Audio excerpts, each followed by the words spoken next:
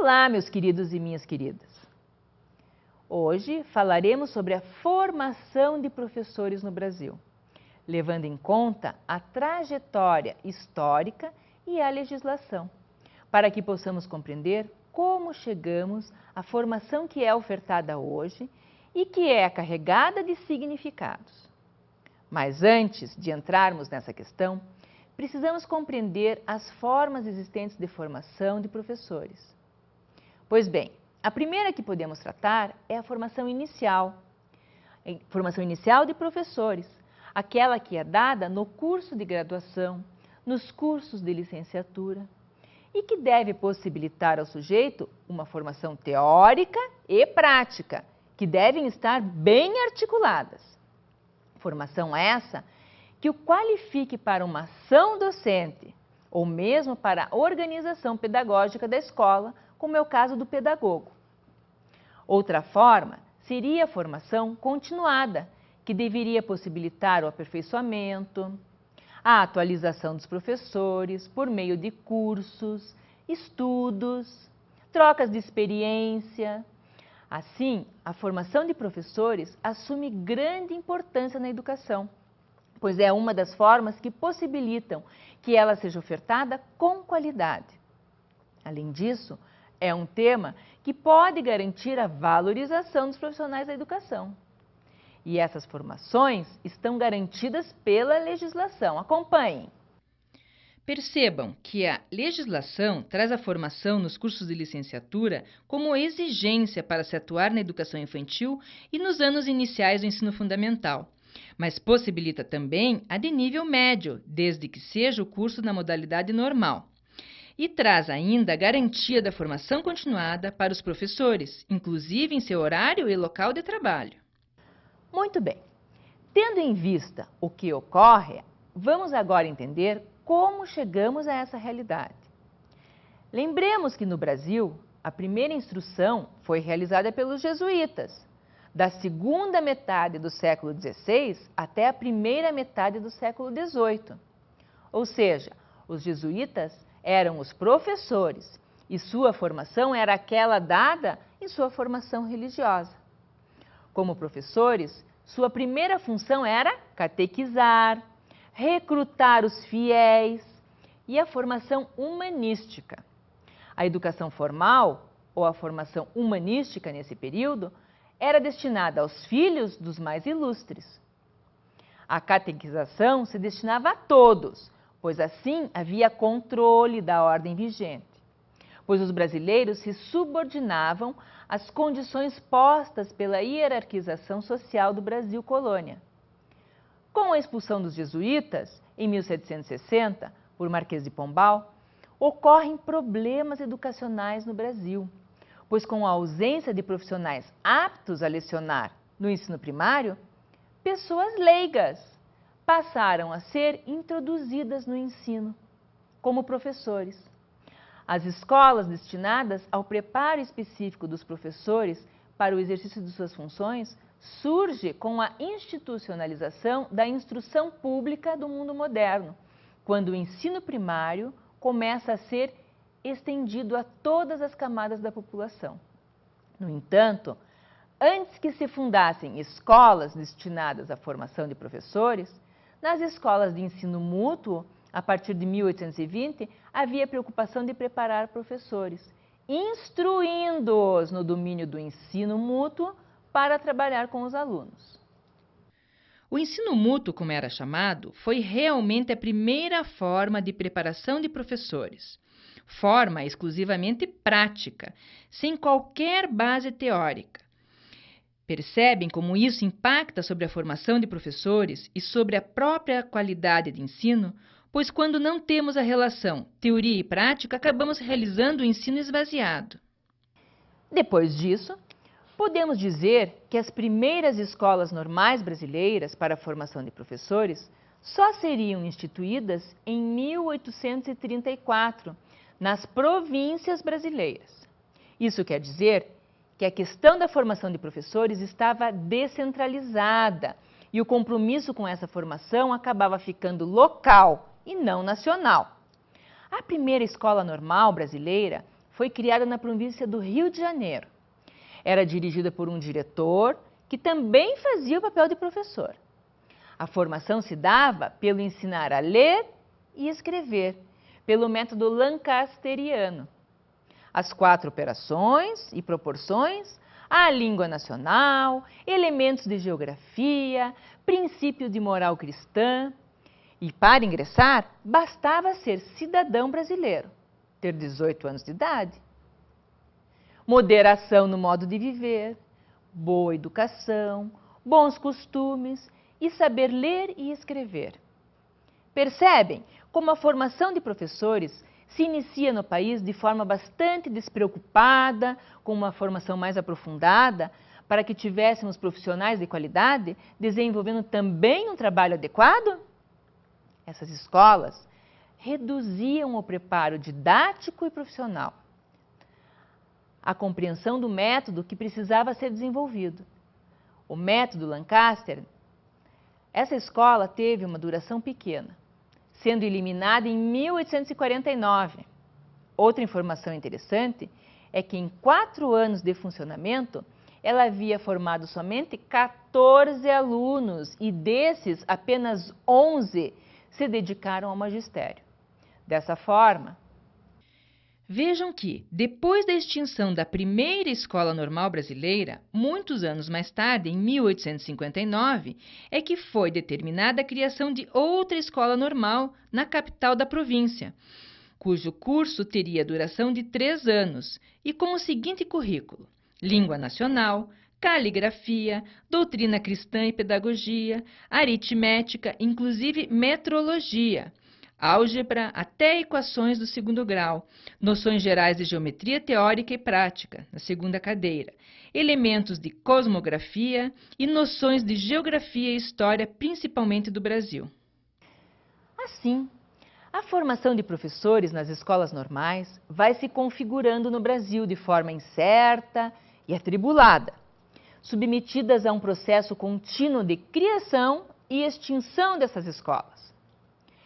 Elas têm maior êxito somente a partir de 1870, quando se consolidam as ideias liberais de democratização e obrigatoriedade da instrução primária, bem como de liberdade de ensino. Nesse período, há também uma grande movimentação de ideias, inclusive a ideia de que um país é o que a sua educação o faz ser.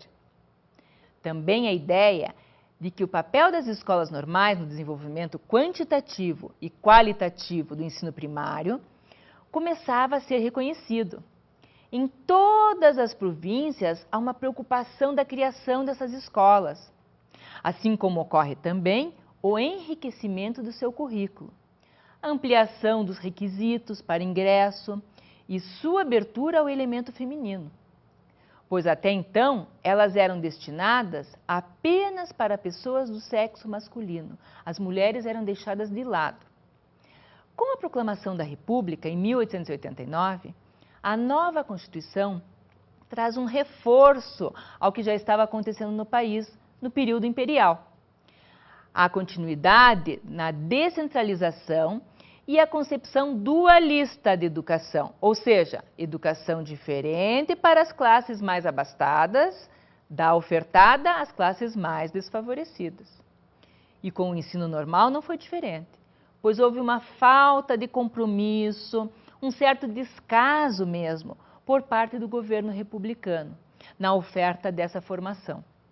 Em 1890, há uma grande reforma do ensino, e essa reforma inicia-se em São Paulo.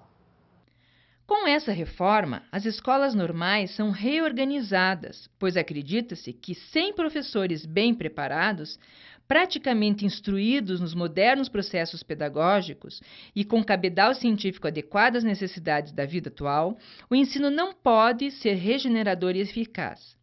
E professores assim qualificados só poderão sair das escolas normais organizadas em condições de prepará-los, reformulando-se assim o plano de estudos dessas escolas.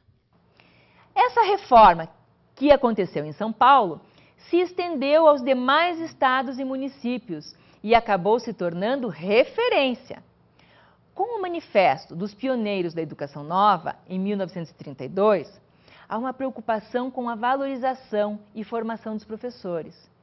Foram criados nesse período institutos de educação em diferentes locais. Um deles foi concebido e implantado por Anísio Teixeira. Concebidos como espaços de cultivo da educação, encarada não apenas como objeto do ensino, mas também da pesquisa. Percebem como a mudança vai ocorrendo gradativamente na formação de professores e o próprio currículo vai sendo ampliado, pois nesse período ele contava com biologia educacional, sociologia educacional, psicologia educacional, história da educação, introdução ao ensino, contemplando ainda 3 aspectos: princípios e técnicas, matérias de ensino abrangendo cálculo, leitura e linguagem, literatura infantil, estudos sociais e ciências naturais. Práticas de ensino realizadas mediante observação, experimentação e participação. A partir disso, os institutos de educação do Distrito Federal e de São Paulo foram elevados ao nível universitário, tornando-se a base dos estudos superiores de educação. É nesse período também que são organizados os cursos de formação de professores em nível superior, com a Faculdade Nacional de Filosofia da Universidade do Brasil, que se tornou referência para as demais. A primeira Lei de Diretrizes e Bases da Educação Nacional, número 4024 de 1961, traz a formação de professores como já vinha acontecendo no país. Essa lei regulamenta a formação de professores no ensino médio, como obrigatório para o ensino primário e pré-primário, que é como se chamava na época os anos iniciais da educação infantil. E para atuar no ensino médio, era necessário curso superior ou técnico para as disciplinas específicas. Tivemos, posteriormente ao golpe militar de 1964, algumas adequações no campo educacional, efetivadas mediante mudanças na legislação do ensino, como a Lei 5692 de 1971. Nela foram alterados os ensinos primário e médio, sendo denominados respectivamente para primeiro grau e segundo grau. Nessa nova estrutura, desapareceram as escolas normais. Em seu lugar, foi instituída a habilitação específica de segundo grau para o exercício do magistério de primeiro grau. Assim, a habilitação específica do magistério foi organizada em 2 modalidades básicas. Uma com a duração de 3 anos, que habilitaria a lecionar até a 4ª série, e outra com a duração de 4 anos, habilitando ao magistério até a 6ª série do primeiro grau. O currículo mínimo compreendia o núcleo comum obrigatório em todo o território nacional para todo o ensino de primeiro e segundo graus, destinado a garantir a formação geral, e uma parte diversificada, visando a formação especial. Dessa forma, a formação de professores foi reduzida mais uma vez, trazendo um quadro de precariedade à formação de professores. Depois disso, tivemos a LDB 93/94 de 1996, que vimos no início da aula. Percebam que a formação de professores no Brasil foi se configurando de forma bastante preocupante, fazendo com que essa formação tenha acontecido de maneira frágil em todo o nosso percurso histórico. É importante ressaltar que na formação de professores tivemos 2 modelos presentes, que têm força ainda e que são: de um lado está um modelo para o qual a formação de professores propriamente dita se esgota na cultura geral e no domínio específico dos conteúdos da área de conhecimento correspondente à disciplina que o professor irá lecionar.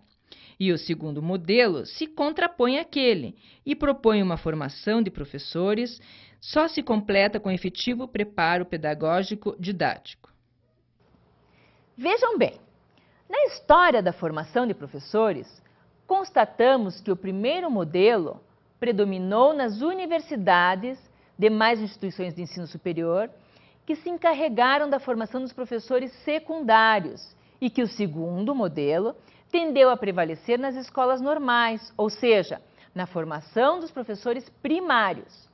Mas não podemos conceber uma formação que se exima de uma das partes. A formação profissional dos professores implica objetivos e competências específicas, requerendo, em consequência, estrutura organizacional adequada e diretamente voltada ao cumprimento dessa função.